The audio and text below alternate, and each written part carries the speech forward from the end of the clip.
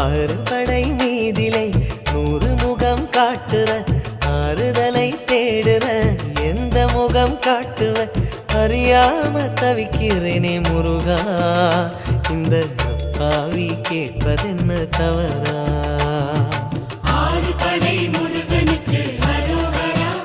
நாங்க ஆறுதல தேடுகிறோம் அரோகரா கந்தவேலு குமரவேலு அரோகரா